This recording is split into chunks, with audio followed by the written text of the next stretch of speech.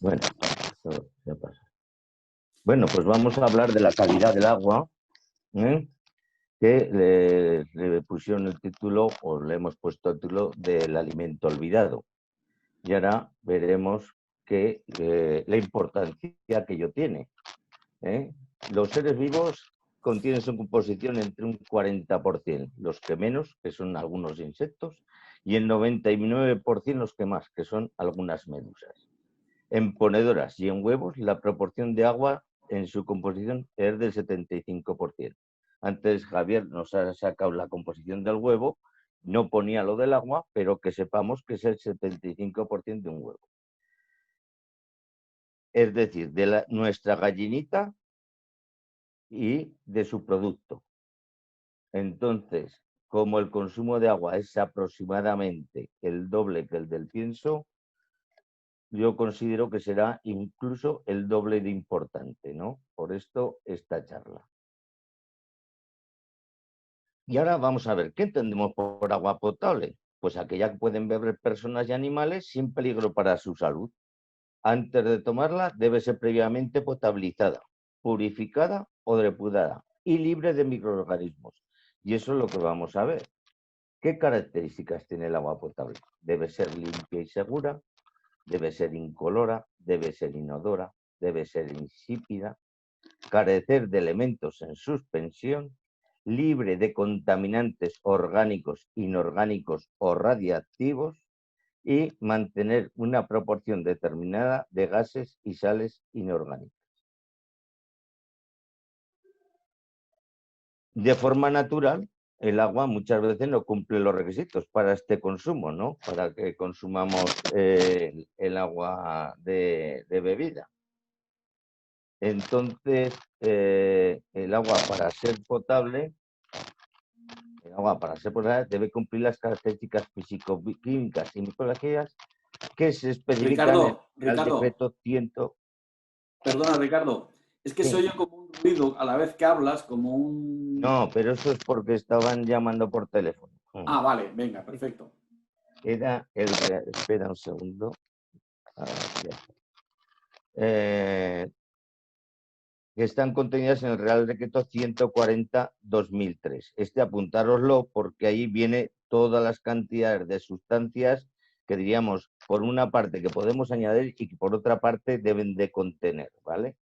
Entonces, altos contenidos de sales sueltas, materia orgánica, sólidos en suspensión, contaminación microbiológica, puede hacer que el agua no sea apta para su utilización, tanto a nivel privado como industrial. El consumo de agua no potable puede provocar grandes enfermedades e incluso la muerte de personas y animales. Por ello, el agua debe adecuarse a través de procesos físico-químicos y microbiológicos. ¿Qué tratamiento físico-químico tiene que ver el agua? Pues ahora decimos coagulación y floculación, decantación o flotación, centrifugación, filtración por grava, arena, siles, carbono activo, etc. Ya lo estudiaremos luego cada uno más. Ósmosis inversa y resinas de intercambio iónico. Como veis, esto es una parafernalia que luego veremos que cada uno se tiene que pensar qué agua tiene. No pensar qué agua tiene, sino precisamente saber qué agua tiene y saber qué tiene que hacer. Coagulación, floculación. Es una técnica química de tratamiento del agua que se aplica antes del proceso físico de separación que suele hacerse por sedimentación o filtración. Es decir, antes de filtrar o sedimentar, tenemos que flocular o coagular. Se utilizan sales de aluminio y la coagulación lo que hace es unir partículas de tamaño más fino para que puedan ser, se unen, se hacen más grandes y entonces las atrapa el filtro o por su peso caen y se sedimentan, ¿no? La floculación mueve suavemente las partículas favoreciendo el proceso de coagulación. O sea, si movemos el tema, si movemos cuando estamos floculando, diríamos es la coagulación, pero moviendo un poco el agua. Decantación, flotación. pues separación de partículas de densidad superior a las del líquido hasta una zona de almacenamiento y para eso se utiliza la fuerza de la gravedad, es decir, lo que pesa más cae al fondo, ¿no? Entonces, si dejamos reposar un tiempo el agua, evidentemente los barros, etcétera, etcétera, van a ir al fondo, ¿eh? Flotación consiste en la inyección de aire que forman burbujas a las que se adhieren las partículas a eliminar, formando espumas. Y esa espuma flotante es la que es muy fácilmente de quitar, ¿vale? Esto vemos dos esquemas, ¿eh? de la coagulación, ¿veis? Partículas finas que con la coagulación se van uniendo y después o bien las hacemos con aire o removiendo simplemente que floten y se van, o por el contrario se precipitan y se van, ¿eh? Lo podemos quitar con los fangos, aquí lo veis, ¿eh? Centrifugación, pues también se puede limpiar el agua por centrifugación. Es decir, lo mismo que hemos coagulado todo, le hacemos girar a este agua, como veis, y en el sentido de centrifugación hará que los sólidos se vayan hacia afuera y que en lo central solo quede el agua limpia, ¿eh? Aquí hay, digamos, es un canalillo que los sólidos, como veis, marchan por aquí, ¿eh? Bien. Filtración. Consiste en hacer pasar el agua por un medio que retiene partículas en suspensión. Puede hacerse mediante grava, arena, siles, carbón activo, etcétera, etcétera. En la actualidad se utilizan pepinos, que son a estos le llaman pepinos, los profesionales de las aguas, ¿eh? De zeolita, perlas de vidrio, etcétera, etcétera, ¿eh? Ósmosis inversa. Es la tecnología de depuración de agua que permite separar el agua pura de los posibles residuos que tenga. Esto se hace a través de la aplicación de presión en el líquido que pasa por una membrana permeable o semipermeable. En definitiva, a ver, ¿dónde te digo? El agua sucia, una membrana semipermeable, agua limpia. Y aquí tenéis todo lo que esto, filtros de sedimento, primera etapa, cartucho, segunda, tercera etapa, cuarta etapa, en fin, al final hay un filtro de carbono que es la quinta etapa, ¿vale? Y el depósito. Esto, la verdad, que aunque se ha puesto en alguna granja, lo normal es que esto se utilice, sobre todo para laboratorios, etcétera, etcétera, que tienen que emplear aguas, iba a decir, puras casi, ¿eh? Resinas de intercambio iónico, pues son esferas, de un tamaño de 0,1 milímetro, destinadas al tratamiento de agua. Se utilizan para desmineralizar el agua, ¿eh? Ahí veis cómo son las perlitas estas, que digamos, son blandas, ¿no? Y ahora os voy a hablar de la patología asociada a la carencia de agua, porque claro, lo primero que vamos a... ¿Qué pasa si no tenemos agua? ¿Vale? Pues lo primero que ocurre es que los animales dejan de comer. Es decir, si vosotros veis los comederos que están llenos, algo pasa. Y sobre todo, lo primero que hay que mirar antes de pensar en que si están enfermas o no, es mirar si tienen agua. Porque se come porque se bebe. Ricardo, es un perdona. lema... Sí. Ricardo, es que igual se te oye bien, que al momento se ve como si hubiera algún roce de algo. No sé si será el micro o tienes los cables que tienes conectados, no lo sé. Pero bueno, es que hay veces que se te oye perfecto y de repente empieza a oírse un poquito de roce. Pero bueno, vamos a seguir, que se te entiende perfectamente. ¿Se oye mejor así? Mucho mejor. ¿Se oye mejor? Mucho mejor. Sí, pero ahora no oigo yo. ¿Tú no me oyes a mí? Bueno, pues la vamos a seguir la charla así. Se oye mejor, ¿no? Sí, se oye mejor. Ricardo. Pues en definitiva, esta frase, que parece un poco contraria a lo que todos pensamos, se come porque se bebe.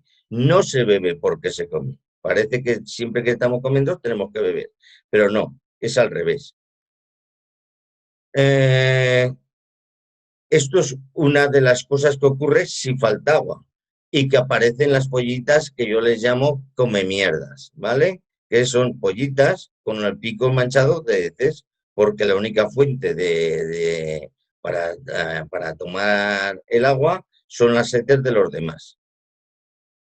La apuesta llega incluso hasta el 0 y si se alarga la ausencia podemos provocar hasta una muda. Esto es lo que ocurre. A veces, como veis en la fotografía, la cuestión no es que no llegue el agua, sino que tenemos las tetinas taponadas por un tratamiento anterior, etcétera, etcétera. Desigualdades y problemas en el arranque. Esto es muy famoso, de pollitas de recría. Tienen como origen la deficiencia de agua, no porque falte, sino por la clase y manejo de bebederos, de tetinas, porque algunas pollitas no pueden beber. Esta es la historia. Se agrava cuando las pollitas vienen de la incubadora con el pico cortado con láser. Entonces, cualquier problema que haya en las tetinas todavía es más conflictivo. Y ojo con las compras de segunda mano. Esto lo digo porque os cuento este caso. Estas tetinas, que como veis tienen todos los vástagos de diferente manera, diferente peso, todos igual, estos son cogidos de una línea de tetinas en una granja, supuestamente la misma marca y comprados el mismo día. Entonces alguno dirá, pero bueno, y pues esto ha ocurrido y ocurre. En este caso, yo si queréis que sea sincero, os diré que uno de los mayores éxitos profesionales casi que he tenido en mi vida han sido siempre cambiando las tetinas de un sitio. Y porque en unos sitios les habían vendido de reproductoras pesadas, de reproductoras, tetinas de reproductoras pesadas, con lo cual los pobres animales pequeños no podían beber. Y sobre todo, problemas de desigualdades y de arranque de pollitas siempre han estado ligadas a los bebederos. He nombrado también el problema de gallinas inadaptadas, que son gallinas delgadas con una retracción de cresta y pico manchado de porquería, porque ingieren heces de sus congéneres. Se presentan tras un traslado de nave, es decir, a lo mejor han estado en una nave, yo que sé, con bebedero Plason, o simplemente que los bebederos están encima de un slab y donde han estado no están acostumbradas a subir. Esto es muy típico en reproductoras pesadas por lo menos, y en los traslados y les llamamos gallinas inadaptadas. Pero me creo que pasará lo mismo con cualquier otra gallina. He sacado esta fotografía más que nada por la circunstancia en que estamos, ¿no? Están todos obsesionados con que nos va a venir la influenza, que mandando recaos el ministerio, en fin, la Asociación de Avicultura Alternativa, etcétera, etcétera, y es por señalar que esta lesión es la que se produce precisamente cuando está deshidratada una gallina, ¿vale? Lo quiero decir porque como sé que hay veterinarios que me están escuchando, pues que esto no entre de pronto el pánico. Y clasificación de las aguas por la proporción de sales disueltas en agua. O sea, dureza del agua, que es la concentración de compuestos minerales, en particular de sales de magnesio y de calcio. Conductividad del agua, capacidad, o sea, la medición de la proporción de sales disueltas nos la dará la dureza del agua y conductividad del agua, que es la capacidad del agua, la conductividad, para conducir la corriente eléctrica. Está relacionada con la concentración de iones en el agua, así como la temperatura a la que se encuentra el agua. Todos habéis visto en alguna escena de cine que alguien le tira el secador dentro de la bañera y ahí se queda electrocutado. Es porque el agua conduce la corriente eléctrica, ¿no? Y depende de la cantidad de sales, pues más o mejor. ¿Qué clasificación haremos de ella? Las aguas blandas, menos de 50 miligramos por litro de carbonato cálcico. Son aguas ácidas. Aguas duras intermedias, entre 50 y 100 miligramos de carbonato cálcico. Aguas duras, entre 100 y 200. Aguas muy duras, más de 200 miligramos. Y después hay una clasificación que no sé si existe, pero algunas la he oído nombrar, que es la roca líquida, es decir, las aguas, bueno, pues que son más sales casi que agua, ¿no? Si las traducimos a grados franceses, pues agua blanda es la que tiene menos de 7 grados franceses, muy blanda, mejor dicho, la blanda entre 7 y 14, de dureza intermedia entre 14 y 32, y agua dura entre 32 y 54. Y agua muy dura, más de 54 grados franceses. El grado francés equivale más o menos a los 10 miligramos y tal. Os he puesto, lo he expresado en las dos maneras, sepáis el qué, porque en unos sitios te viene la dureza expresada en grados franceses, en otros en grados, en miligramos de carbonato, en fin. Y aquí os he puesto un mapa para que cada uno se sitúe de cuáles son los sitios de aguas duras y aguas blandas. Evidentemente Galicia, con lo que llueve, siempre serán blandas. En la zona centro, sobre todo en la zona de Talavera, hay una zona de extremadamente aguas duras. También en la zona, como veis, sur de Zaragoza, es tremendo, sobre todo la ribera del Huerva.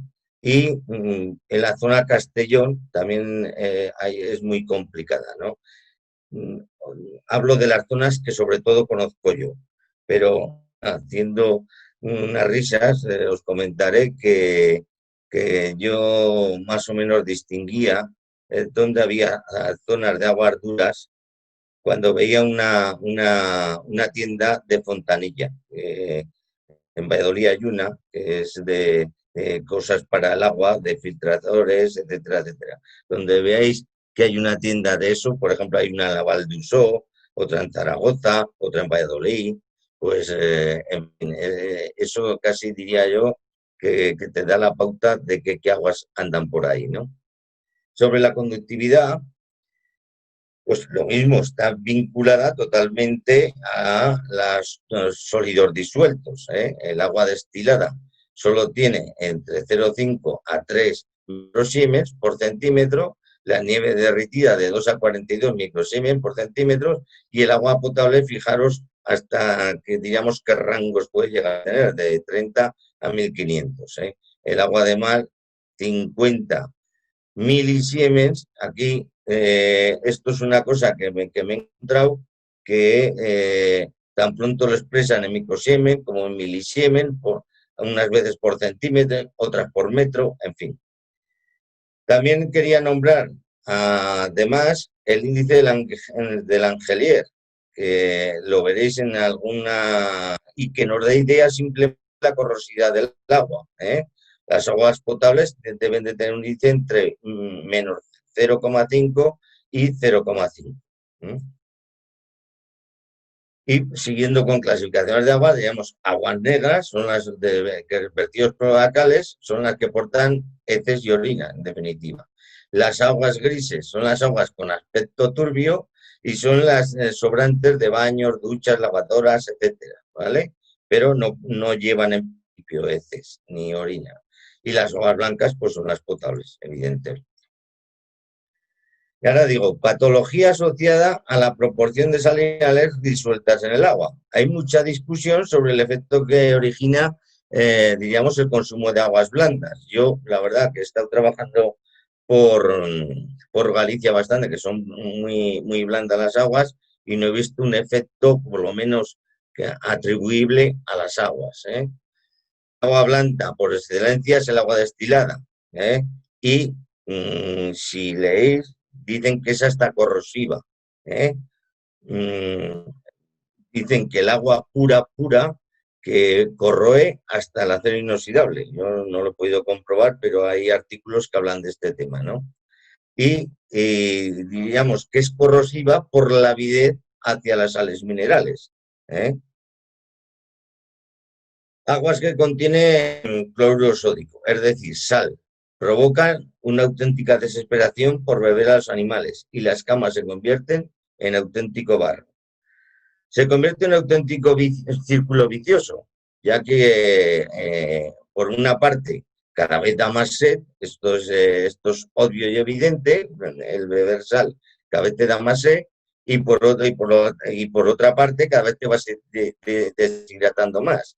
Y además, al apoyar el abdomen en la cama húmeda, aumenta el peristaltismo intestinal, el tránsito intestinal, y todavía se produce mayor el fenómeno. Esto provoca una gran deshidratación y por lo cual aumentan todavía más el consumo de agua y todavía se intoxican más con sal.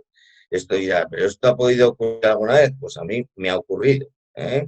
Concretamente en Remolinos, cualquiera que conozca el sitio, un buen señor tenía una granja allí y consumían de la red, pero un buen día hubo un corte de agua. Además, me acuerdo perfectísimamente que fue por un tema de una carretera, le cortaron el agua, no se le ocurrió otra cosa que dar del pozo sin mirar ningún miramiento. Aquello llevaba 8 gramos por litro de cloruro sódico y estos eran, wow, no es pertenece esta foto a esa granja, pero mirar la nefritis y nefrosis que se produjo y las lesiones típicas de deshidratación. Las aguas muy duras y muy duras con contenidos altos de calcio y magnesio dan diarreas permanentes. Ya veis cómo queda una cama después de yo estas las he visto, y más aún, he visto ahogarse los pollos en sus propias heces, ¿vale? O sea, parece una barbaridad. Bueno, aquí no sé quién entró, pero tenía 3 piernas, no sé si os dais cuenta. Bien. ¿Qué pasa? Que todo esto que acabo de nombrar exige que tengamos que tratar muchas veces el agua, con Omixer o con unas intercambiadoras y tenemos barbaridades. Son pocos los sitios que he tenido que ver que han tenido que poner intercambiadoras de resina, pero en alguno sí, son estos balones que habréis visto en algunos sitios. Bueno, esto tendría que ser lo que un agua normal, que no tenga Clostridium perfringens, que los anaerobios sean menores de 100, las unidades formadoras de colonias, los coliformes total de 0, el echalcoli 0, el enterococor 0, que el nitratos 50 miligramos, que el cloro una ppm, bueno, el pH entre 6,5 y 9,5, lo que clasifican. 9,5 ya explicaremos después, es durísimo, o sea, es muy alto. Calcio 20 miligramos, dureza sobre 30 grados Fahrenheit, o sea, franceses. Cloruro 250, siempre que esté menos de esto no pasará nada. Magnesio 20 miligramos, sulfatos. Mi tierra, que hay mucho yeso, pues está siempre por encima de esto. Y, por supuesto, la conductividad, ves aquí, 1100. No sé ni qué ha puesto aquí US, pero me figuro que será los Siemens, ¿no? El consumo de agua no potable puede provocar enfermedades graves, incluso la muerte de personas y animales, eso que lo tengamos claro. Y la Administración ha decretado que la calidad de agua potable ha de regirse por las siguientes normativas. El Real Decreto 140 del 2003, de 7 de febrero, en el que se establecen los criterios sanitarios de la calidad de agua de consumo humano. Si consultáis con ello, veréis que cada elemento, que si un nitrato, que si cadmio, que queráis, si lo puede llevar el agua o no, porque a veces llevan arsénicos y yo qué sé. Y la orden de 1900, del 2009, la orden 1915 del 2008 de julio, sobre sustancias para el tratamiento de agua destinada a la producción de agua de consumo humano, que son las que luego hablaremos. Valores máximos microbiológicos contenidos en ley para considerar un agua potable. Que las colonias a 22 grados centígrados sean menores de 100 unidades formadoras de placa por mililitro. Que las bacterias coliformes sean 0, que el Escherichia coli sea 0, que el Enterococcus sea 0 y que el Clostridium perfringens, incluidas esporas, sean 0. ¿Vale? Tratamiento biológico. La desinfección del agua es un proceso esencial para prácticamente cualquier aplicación. Los microorganismos son seres vivos muy pequeños que pueden estar en el agua, solo pueden ser vistos a través del microscopio. Algunos pueden llegar a causar enfermedades, incluso la muerte, como son los patógenos, y mediante la desinfección del agua reducimos o eliminamos los microorganismos patógenos y los no patógenos. ¿Cómo podemos desinfectar el agua de forma efectiva? Actualmente he puesto que no me gusta nunca la palabra desinfectar. Yo quería hacer aquí un inciso de que teníamos que aprender a emplear palabras que diríamos a las personas que no viven este mundillo, que son simplemente consumidores, les suena mal. Por ejemplo, el tema de desinfección suena como a muy químico y diríamos que suena mal, ¿no? O sea, parece una cosa insegura. Todo lo químico parece que nos va a tener que envenenar, ¿vale? Entonces, mejor emplear e higienizar. Es lo mismo que no emplear nunca la palabra matadero, sino planta de procesamiento, ¿no? Tenemos que ir aprendiendo a estas cosas, sobre todo en determinados foros. Actualmente hay mucha variedad, cloroactivos, los peróxidos, ozono, el monopersulfato y otro. Bueno, si vais a la orden en esta, en concreto, os dirán todo lo que se puede hacer. Pero vamos a tratar algunos más en profundidad, más que nada porque son los que más tratamos. Por ejemplo, el cloro, ¿vale? Que son baratos, de fácil adquisición y de instalación sencilla, simplemente con unos pulsadores ya vale. Lo que pasa es que tienen ciertos inconvenientes. El pH óptimo de acción del cloro es de entre 6 y 7, ¿vale?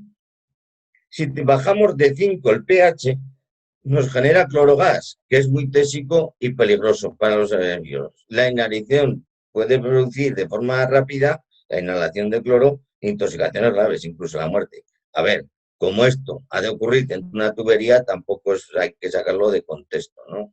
Puede producir compuestos organoclorados en el agua, que sí que normalmente son cancerígenos, pero claro, esto a nuestras gallinas, el que sean cancerígenos con 70 semanas de vida, pues como que da igual, ¿no?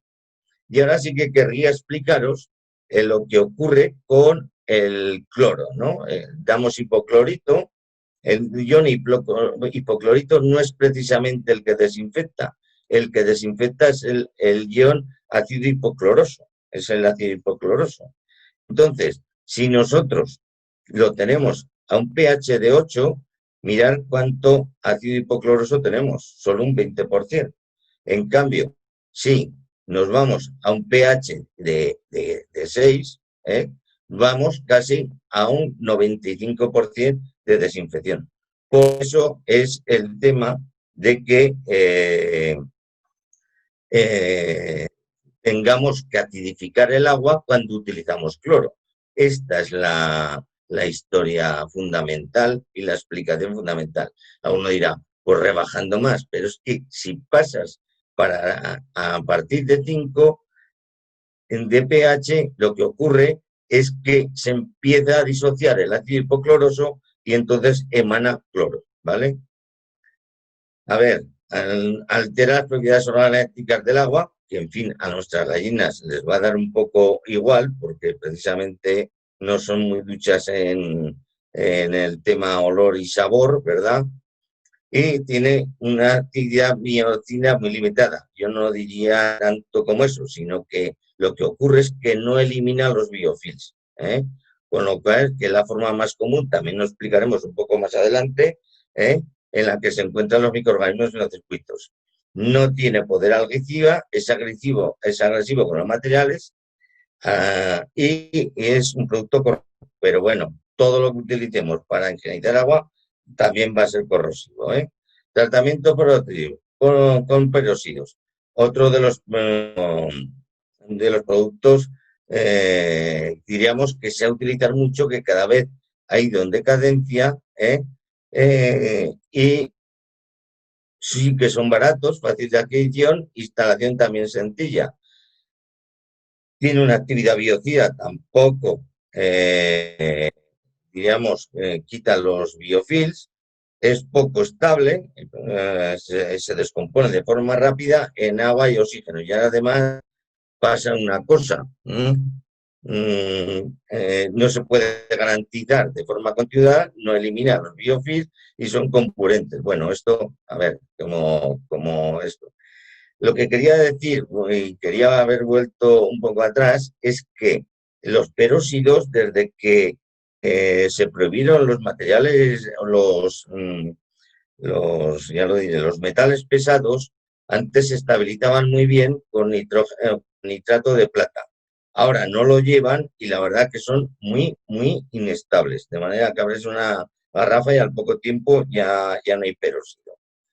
Otras alternativas que existen, pues es el ozono, ¿no? El agua, aquí tenéis un esquema, entra, dan gases de ozono al agua, a una cámara de contacto con el gas y sale. Las aguas siempre van a salir, el agua sale instantáneamente esterilizada, pero ya veremos más adelante que nos va a valer. Nos va a valer para nuestras instalaciones por una sencilla razón, porque en nuestras instalaciones una línea de tetinas, lo que lleva consigo es que lleva 1000 agujeritos en cada tetina y 1000 puntos, por lo tanto, de infectación continuada de esa línea. Entonces, tenemos que buscar productos que, diríamos, tengan una larga vida. Diríamos, no larga vida, sino que tengan un efecto residual. Es fuertemente oxidable, es muy poco estable y no puede garantizar de forma continuada. No es capaz de eliminar los biofilms tampoco. Necesita una instalación compresa y es altamente reactivo. Y son incluso peligrosos para la salud. En fin, yo la verdad que no tengo experiencia con ello y no he visto ninguna instalación de esta, por lo menos en las granjas.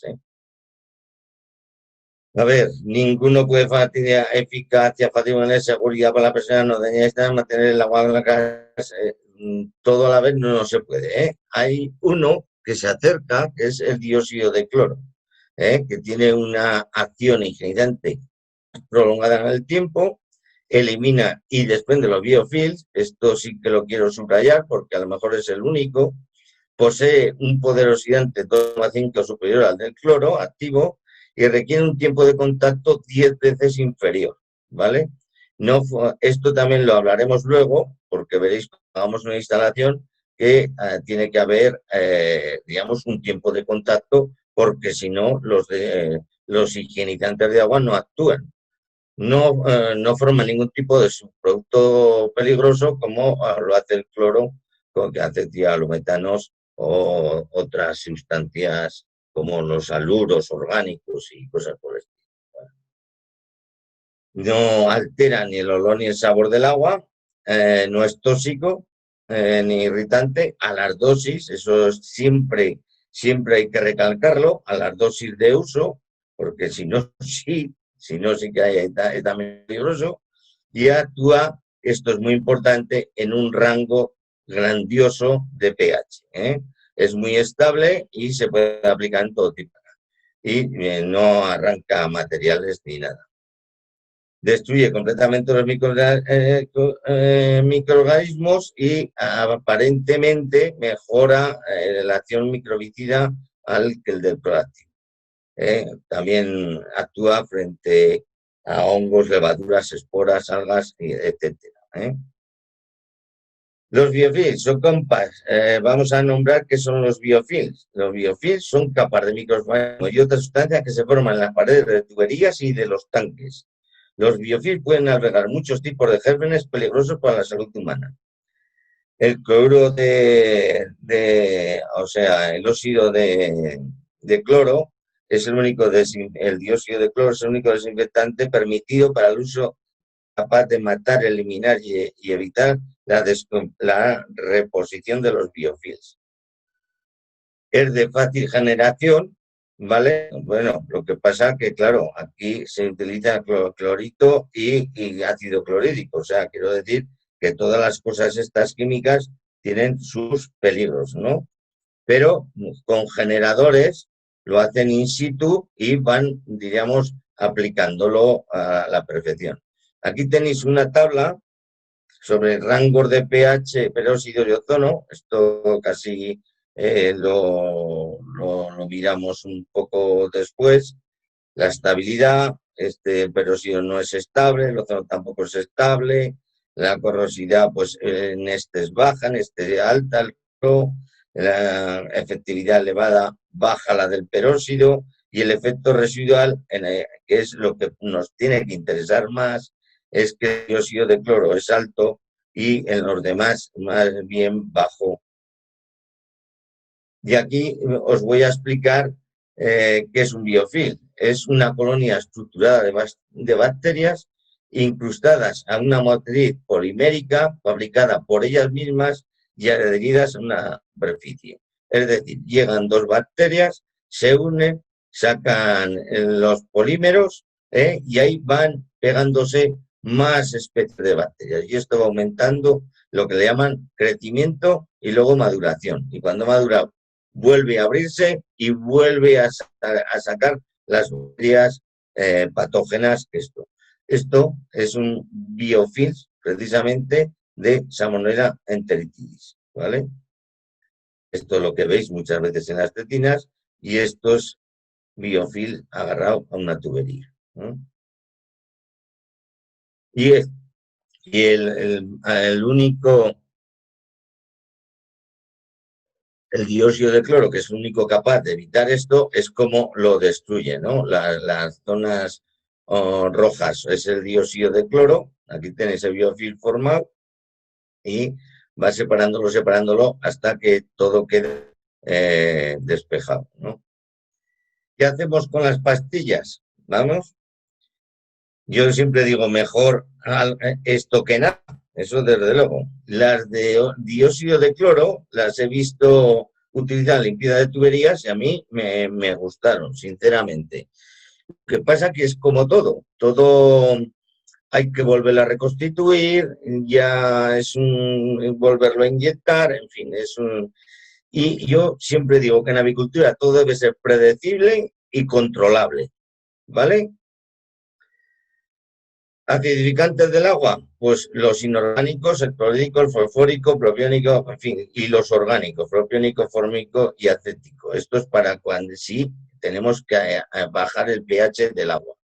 Y como he dicho, todo tiene que ser controlable. Pues efectivamente, controlable a veces son simples tiras, está muy conocida para saber el pH con ortotoluideno y el cloro, y lo mejor es utilizar cosas que, por ejemplo, mira, aquí pone la empresa CPQ, te pone una pantalla con el dióxido de cloro que es incluso táctil y que ahí te da la dosificación, el pH, etcétera, el oxidorreducción. Por ejemplo, aquí tenéis un pH de 7, una oxidorreducción de 8,12.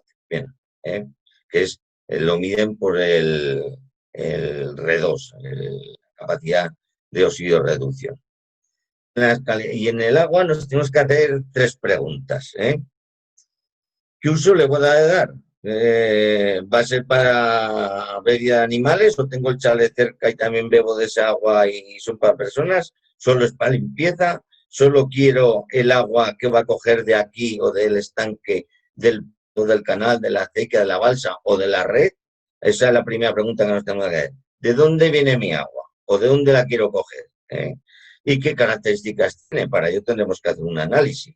Si es muy dura, siempre viene tiene muchos nitratos, muchos nitritos, en fin. ¿Y qué uso le va a dar? Porque no es lo mismo que la quiera para hacer limpieza de la nave, aunque os diré también que hay que higienizarla, porque a mí me pasó un tema de una granja que no podíamos hablar de ella nunca, una salmonela, y al final nos dimos cuenta que lo que pasaba es que en el aclarado de la espuma con jabón y con todo, lo que metía era agua que venía contaminada, con purines, además.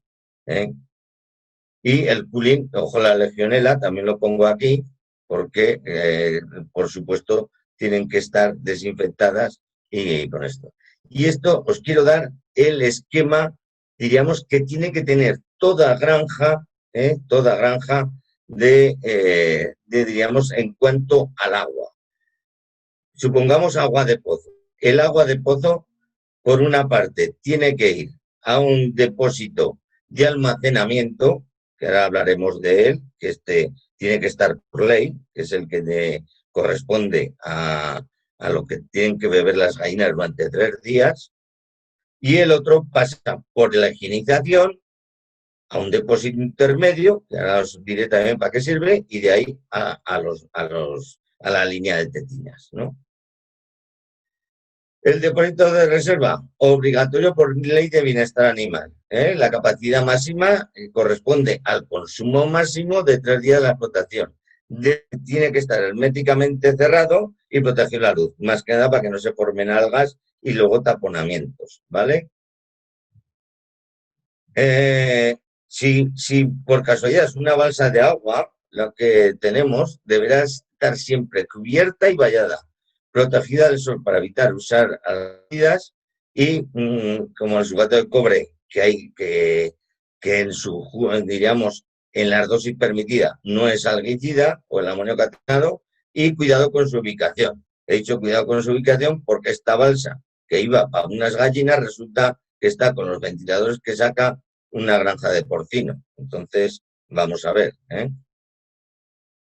Y depósitos intermedios. Los higienizantes necesitan un tiempo de adaptación, es decir, no un simple contacto ya elimina cada germen, y ahora lo veremos en tablas, debe de pasar un tiempo. La capacidad de estos depósitos depende del higienizante que vayamos a usar. Por ejemplo, si estamos usando dióxido de cloro, pues podríamos tener digamos, el depósito intermedio podría ser el de 3 horas del consumo máximo de agua, o si utilizamos cloro, de 8 horas, ¿vale?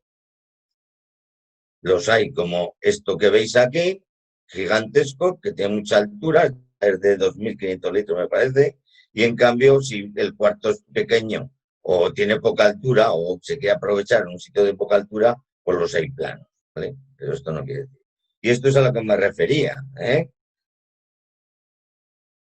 El Staphylococcus aureus con dióxido de cloro necesita 30 segundos o 60 segundos. El Escherichia coli a una dosis de 0,25 necesita 60 segundos. Todo esto hay que dárselos. O sea, porque si no le damos el tiempo oportuno, el agua no se desinfecta. Ya podemos inyectar cloro directamente en la tubería. Que no. Aquí tenéis otra tabla, como lo colgarán todo esto, pero vamos, lo hago el dióxido de cloro, por ejemplo, a la braquispilla, con una ppm necesita un tipo de contacto de 60 segundos, de 1 minuto. Y esto es lo que llevamos cuarto de aguas. Aquí viene el agua, se filtra, se le ponen los acidificantes, luego, bueno, seguramente esto es el generador de dióxido de cloro, y va a unos depósitos intermedios. Pues, a ver, toda la granja, a ver, esta granja seguramente es para, yo qué sé, 90.000 o más pollos. Quiero decir que, claro, si nos vamos a gastar más en el cuarto de agua que lo que vale la granja, pues no.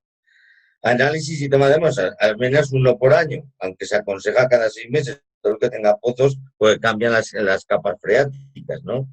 Y hay que llevarlos en recipientes adecuados. Hay que ir a la farmacia y comprar un recipiente porque esto no vale. entre otras cosas porque alguna bebida morro, y entonces nos puede confundir luego el análisis. Y después, ¿qué precauciones hay que tener al coger un agua? Siempre con guantes desinfectados con gel alcohólico, o sea, nos ponemos los guantes y encima nos los desinfectamos. Desinfectar el grifo o el fin de línea de las tetinas, bien con flameado o con desinfectante, hay que desinfectar. Dejar salir el agua 20 o 30 centímetros antes de coger la muestra. No apoyar la boca del recipiente nunca en el grifo, donde vayamos a tomar la muestra, porque es que muchas veces nos llevamos unos tremendos y resulta que ha sido un tema de mala acogida de muestra. Y cerrar herméticamente y transportar en un sitio refrigerado. Como habéis visto antes, ponía colonias a 22 grados. Es decir, si los llevamos en un día de verano, pues habrán crecido ahí gérmenes todo el mundo. Y para las muestras, si queremos de una balsa para saber lo que es eso, pues hay que limpiar la superficie con el mismo recipiente que la vamos a coger e introducir unos 20 centímetros por debajo.